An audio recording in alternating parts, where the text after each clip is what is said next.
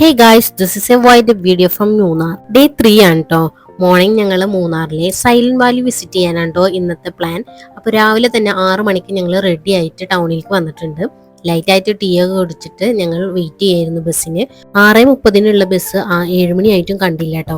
അപ്പം ഞങ്ങൾ just KSRTC ഓഫീസിലേക്ക് ജസ്റ്റ് വിളിച്ചു ചോദിച്ചപ്പോൾ ഇന്ന് ആ ഒരു ട്രിപ്പ് ഉണ്ടായിരുന്നില്ല. സൈലന്റ് വാലി ക്യാൻസൽ ആയ സ്ഥിതിക്ക് നമ്മൾക്ക് എന്തായാലും ആ ഒരു ടൈമിലേക്ക് വേറെ എന്തെങ്കിലും വിസിറ്റ് ചെയ്യാന്ന് വിചാരിച്ചു. അങ്ങനെ ഞങ്ങൾ തേയിലത്തോട്ടം കാണാൻ വേണ്ടിയിട്ട് കുറച്ച് ദൂരം നടന്നു കേട്ടോ. അത് കഴിഞ്ഞിട്ട് ടീ ഫാക്ടറിയും കാണാലോ എന്ന് കരുതിയിട്ടാണ് ആ ഒരു ഭാഗത്തേക്ക് പോയത്.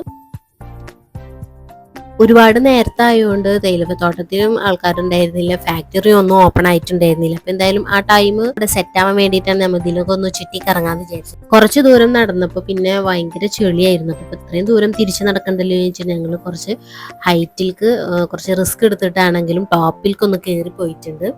അതൊരു വല്ലാത്തൊരു അനുഭവമായിരുന്നു കേട്ടോ. ഇത്രയും റിസ്ക് എടുത്തിട്ട് ഞാൻ ഇതുപോലെ ഒരു ഹൈറ്റിലേക്കൊന്നും കയറിയിട്ടില്ല. കുറച്ച് റിസ്ക് എടുത്തായാലും നല്ല ടോപ്പിലെത്തിയപ്പോൾ നല്ല അതിമനോഹരമായിട്ട് വ്യൂ ആണ് കേട്ടോ നമുക്ക് കാണാൻ പറ്റിയത്.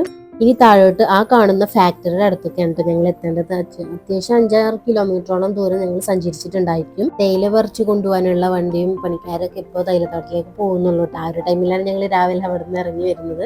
അത്യാവശ്യം ഉയരത്തിൽ നിന്നാണ് കേട്ടോ ഞങ്ങൾ ഇറങ്ങി വന്നത്. എന്തായാലും ഇത് ഞങ്ങളുടെ മൂന്നാറിലെ ലോങ് മോർണിംഗ് വാക്ക് ആയിരുന്നു. നല്ല അടിപൊളി എക്സ്പീരിയൻസ് ആയിരുന്നു. ഞങ്ങൾ ഇവിടെ താഴോട്ട് എത്തിയപ്പോൾ 8:30 മണിയായിട്ടുള്ളൂ കേട്ടോ. ആ ഒരു ടൈമിൽ ഇത് ഓപ്പൺ ആയിട്ടില്ല. 9 മണി 9:30 ഒക്കെ ആവുമെന്നാണ് പറഞ്ഞത്.